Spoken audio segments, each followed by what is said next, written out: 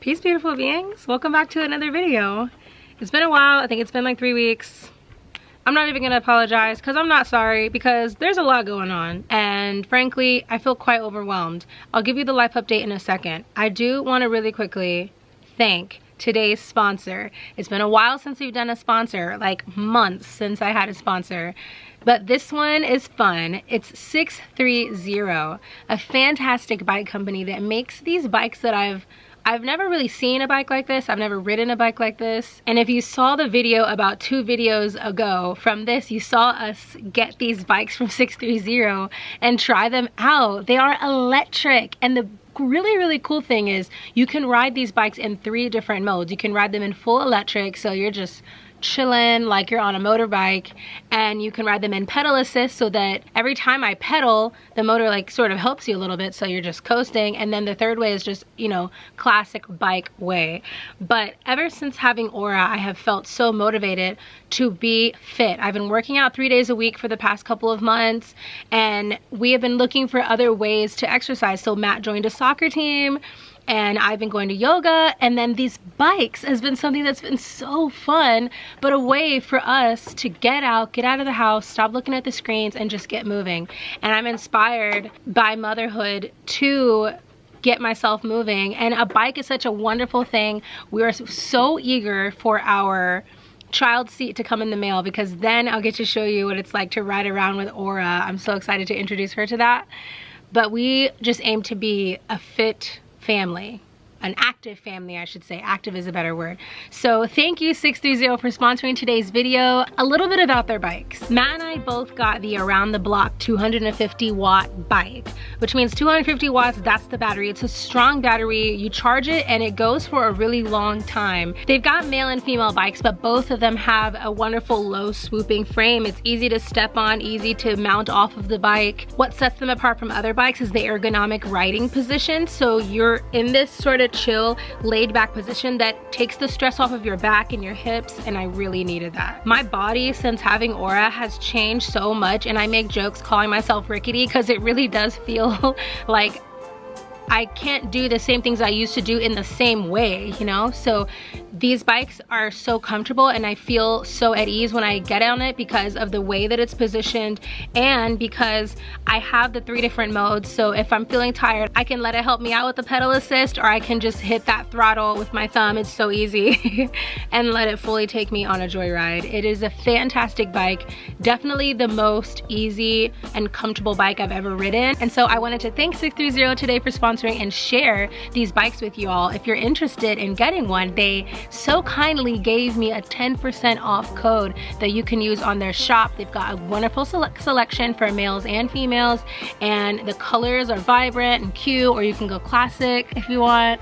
And the code is EarthMama10. That'll give you 10% off. The link will be below. Enjoy.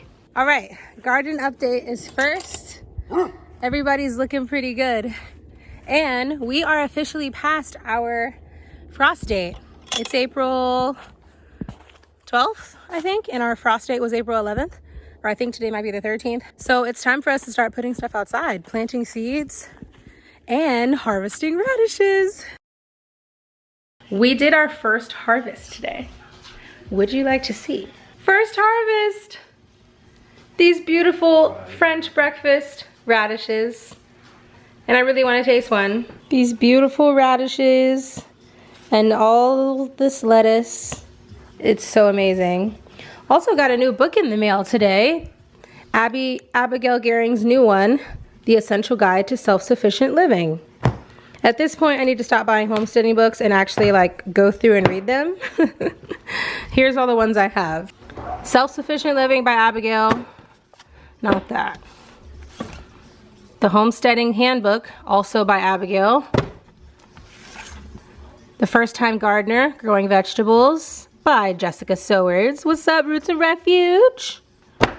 And Back to Basics, A Complete Guide to Traditional Skills, also by Abigail, well, edited by her.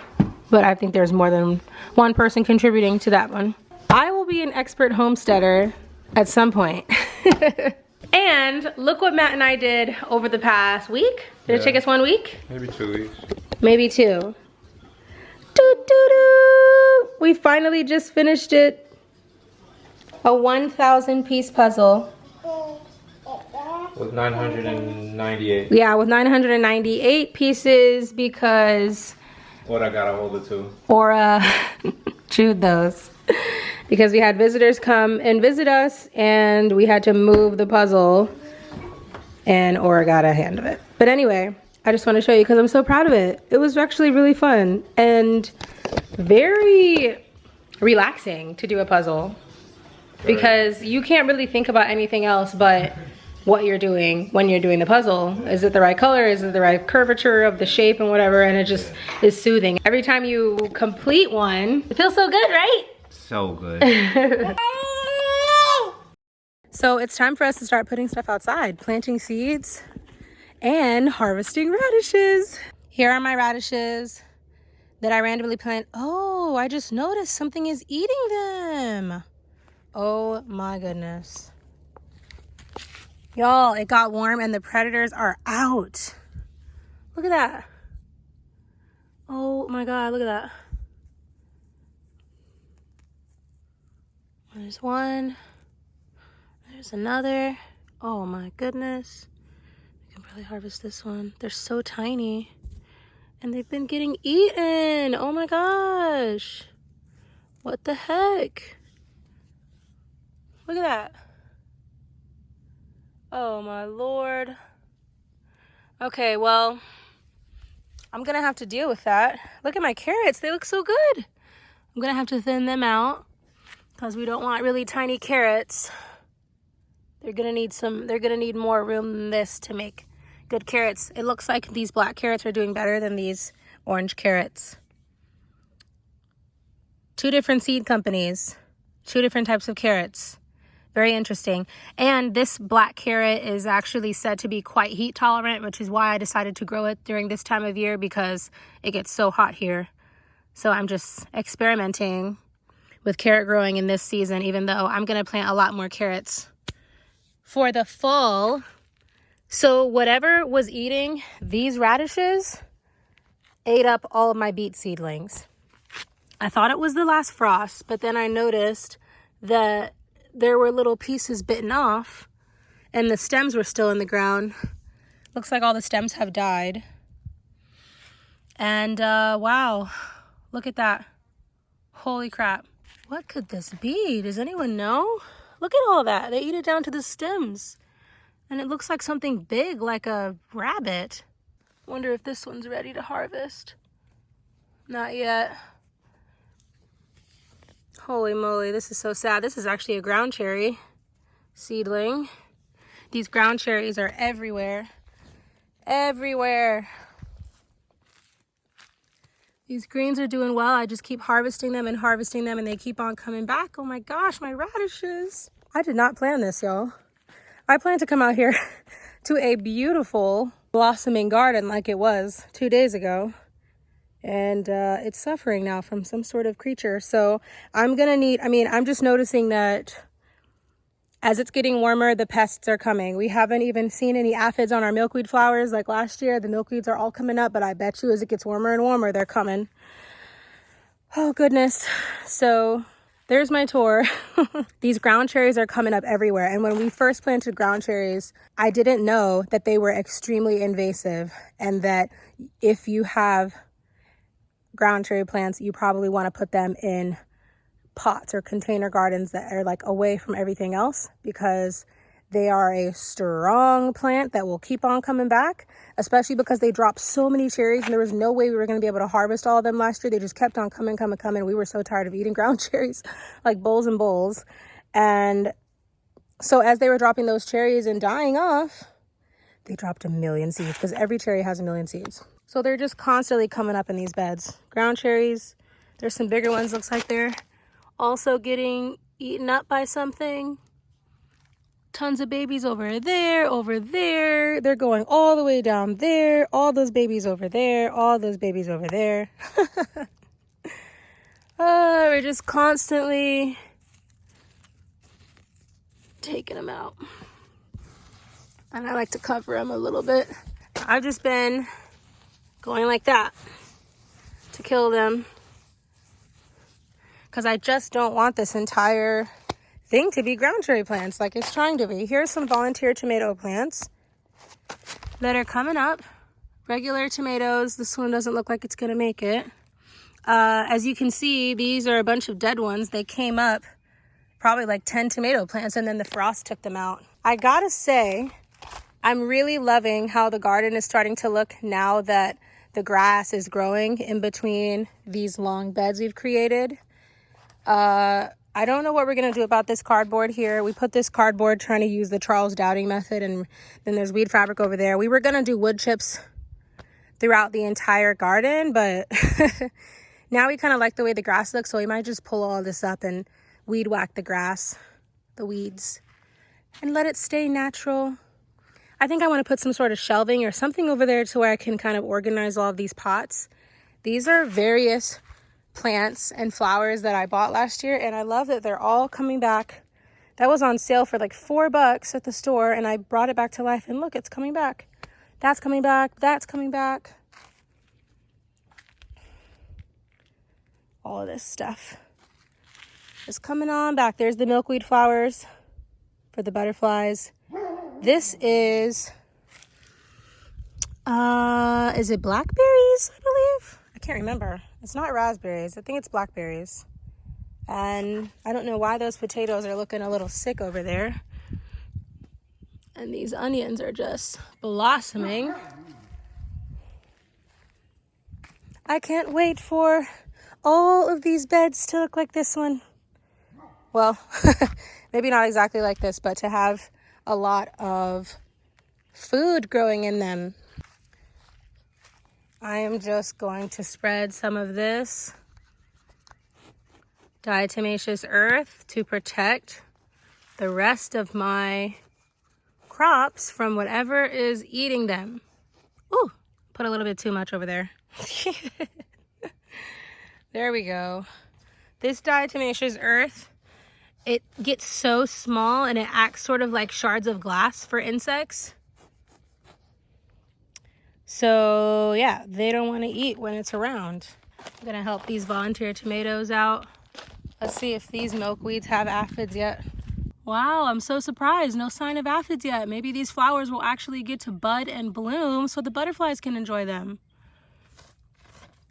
Just in case. Second update is we got our eggs, our silky eggs that we are hatching ourselves. I'll roll that clip now.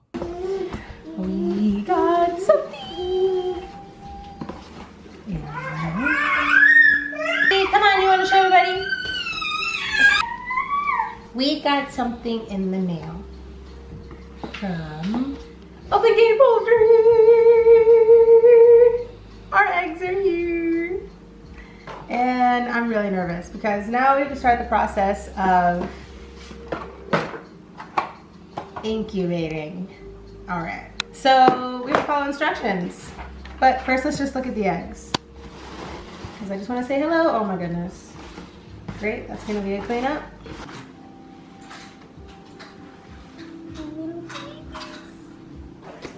Two.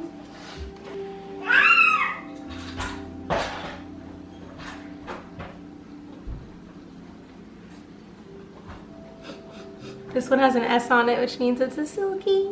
Mm-hmm. They're so little, like Coco's eggs. Because silkies are little. Look at all those silky. One didn't make it. Another one didn't make it. Well, they give us 2 extra eggs. We include 2 extra eggs with each dozen. Each package is insured for $50. We do our best to package the eggs safely and securely, but shipping and handling is out of our control. Please see our frequently asked questions. Due to post office rules, you're responsible for reporting damage to USPS. We can't do it for you. They will request to see the box. If your eggs are delayed and are in good condition when they arrive, let them sell for 24 hours and such.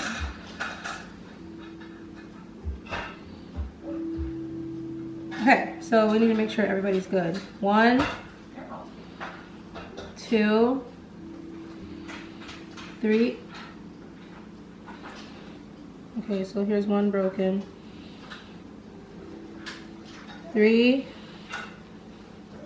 4, 11. Okay. So we have 11 eggs that hopefully can be hatched. Ordered to 12, received 14, 3 broken. It says here that I'm supposed to set these eggs for 12 to 24 hours, meaning I have to put them in an egg carton upright and slightly tilted a few inches. The large part of the egg is where the air cell is and may have moved or become detached during shipping. So do not lay the egg. Okay. Say hello.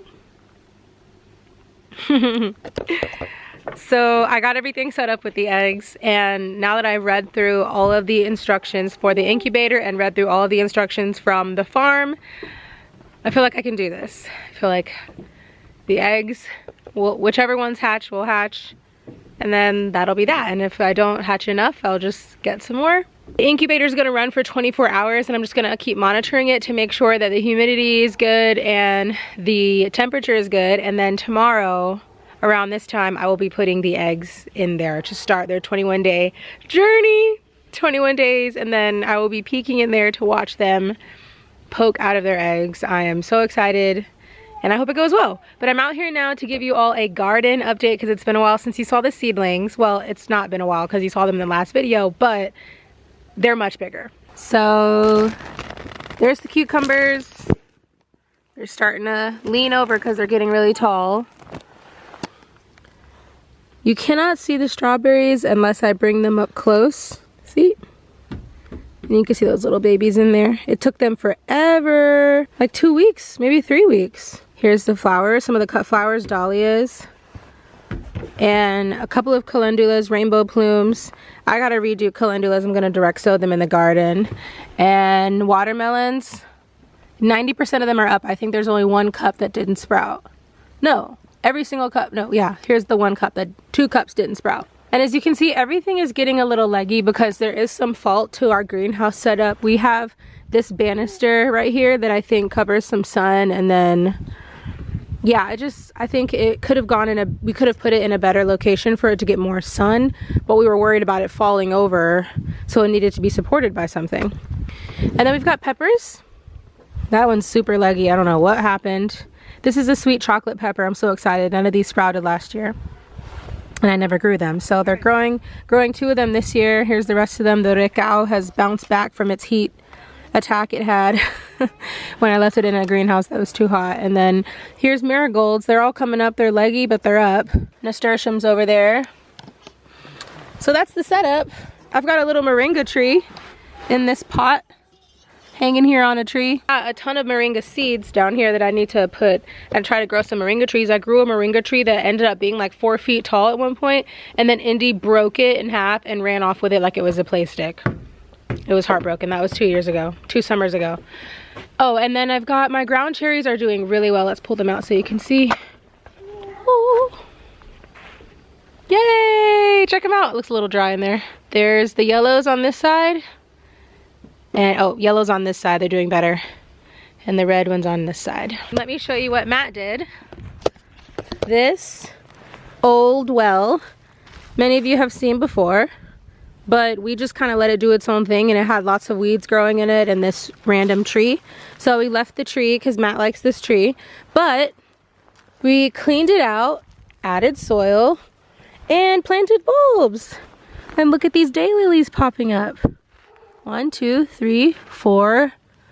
That might be something, but it also might be grass. And then maybe the other ones will come up eventually. I'm also going to sow wildflower seeds in here when we get past our frost. And then the wildflowers will come up amongst the daylilies, and hopefully this whole thing will be some nice flowers. Check out these hydrangeas. Oh, it's gorgeous. You know how much people pay for hydrangeas in the florist shop? They are so beautiful.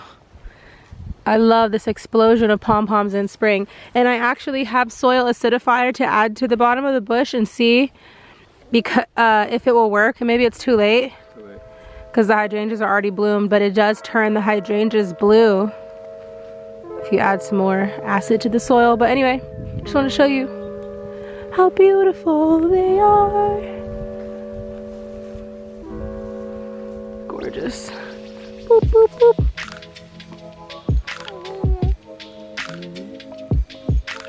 What do you think about these flowers? Mmm.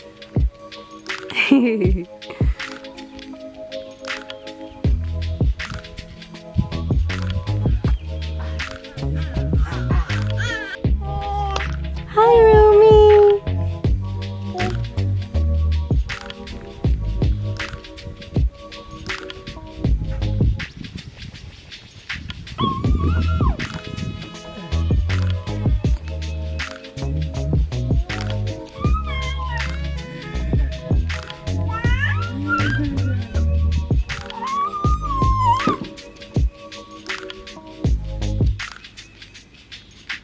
Hi.